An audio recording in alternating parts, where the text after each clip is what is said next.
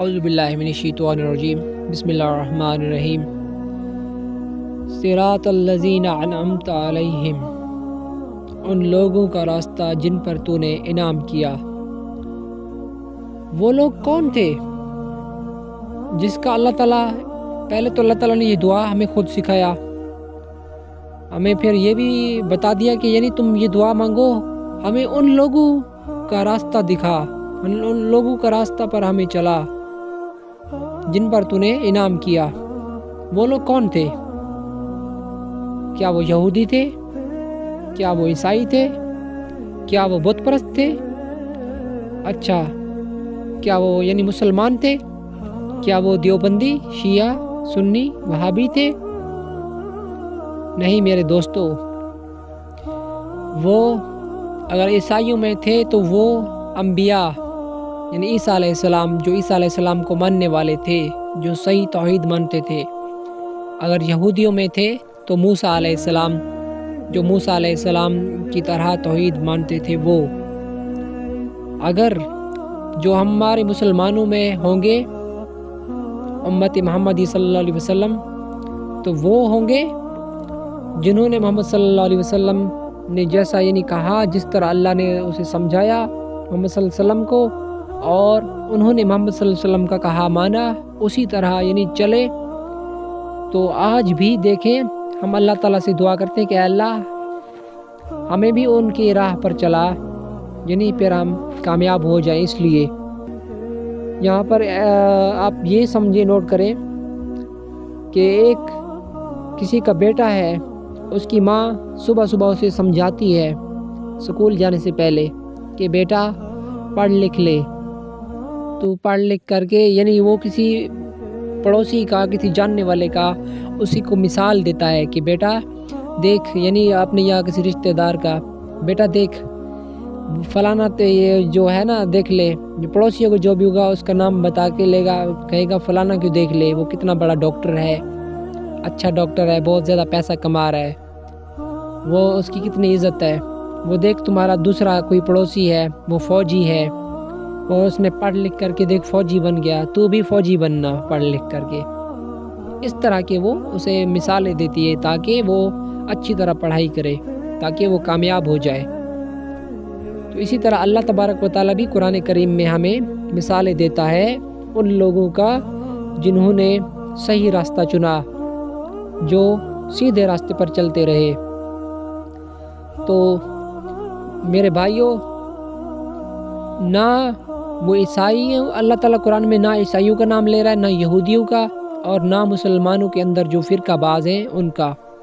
سیدھا راستہ وہ ہے جو انبیاء کا تھا، جو آخری انبیاء نبی صلی اللہ علیہ وسلم کا راستہ ہے، جو نبی صلی اللہ علیہ وسلم کا طریقہ جو صحابہ نے اختیار کیا، ان لوگوں کا راستہ۔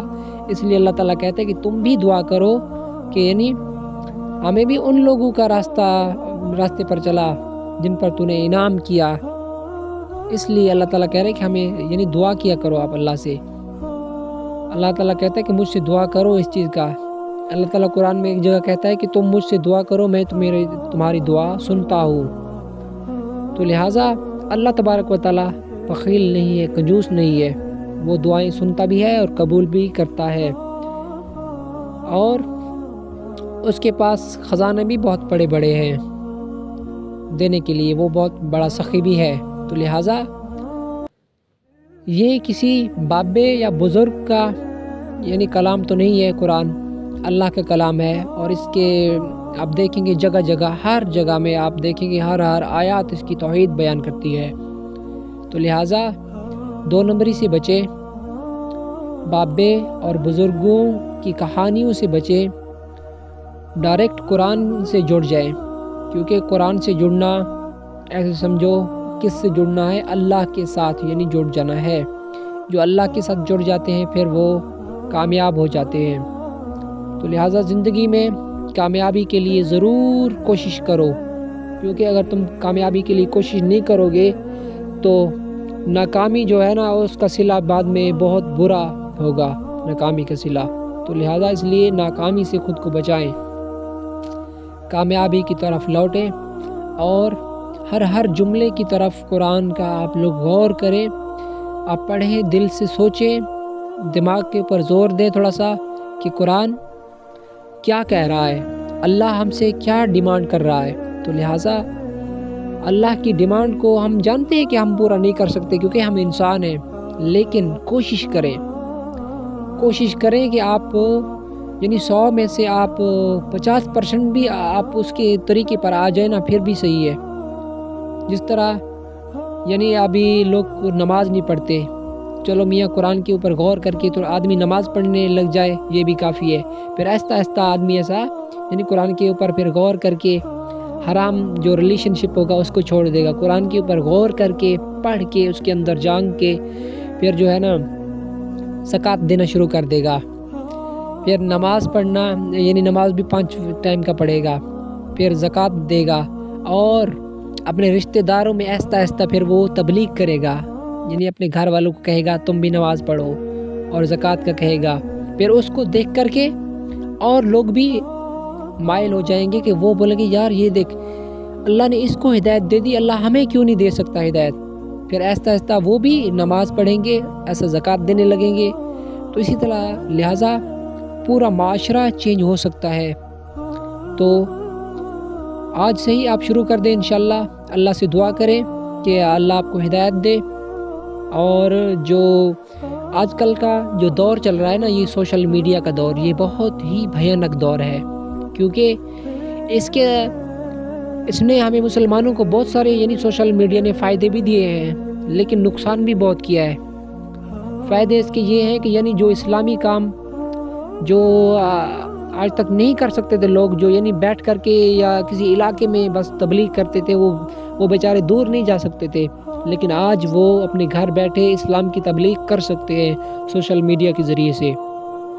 لیکن جو اس کا دوسرا بھیانک رخ جو ہے نا سوشل میڈیا کا، وہ یہ ہے کہ جو بچے ہیں ناسمجھ ہیں، ان کو زیادہ اسلام کا اور دوسرے مذہبوں کا پتہ بھی نہیں ہے، تو وہ بیچارے کیا کرتے ہیں، گناہوں میں پھنس جاتے ہیں۔ وہ سوشل میڈیا کے اوپر گندے چیزیں سرچ کر کے وہ چلاتے ہیں، دیکھتے ہیں، تو اسی طرح وہ گناہوں کی طرف بہت جلدی مائل ہو جاتے ہیں۔ اس کا یہ بھی نقصان بہت ہے۔ تو لہٰذا اگر آپ ہر وقت اللہ سے ڈرتے رہیں، اللہ ہے بھی بہت بڑی چیز، اس سے ڈرنا بھی چاہیے، ہر وقت آپ اللہ سے ڈرتے رہیں اور دل میں یہ خوف رکھیں کہ یار میں جو بھی کر رہا ہوں اللہ مجھے دیکھ رہا ہے، یار میں گندی مووی دیکھ رہا ہوں مجھے اللہ دیکھ رہا ہے۔ ایسا نہیں ہو کہ میرا موت ہو جائے، یا ایسا نہیں ہو کہ قیامت والے دن میں پھنس جاؤں، یا ایسا نہیں ہو کہ قیامت والے دن یہی جو ہے نا میرا ویڈیو چلا دیا جائے، سب کو دکھا دی جائے کہ دیکھو دنیا میں تم کیسے تھے۔ تو لہٰذا اس طرح آپ قرآن کے اندر آپ غور کریں ایک ایک لفظ کے اوپر، تو انشاءاللہ آپ کی دنیا اور آخرت دونوں چینج ہو سکتی ہے۔ دنیا میں آپ اللہ کی راہ میں آ کر کے امن حاصل کر لیتے ہیں، لیکن آخرت اب میں آپ کی جو چینجنگ ہے نا وہ تو ہے جنت بھائی، وہ تو کسی نے دیکھی بھی نہیں ہے۔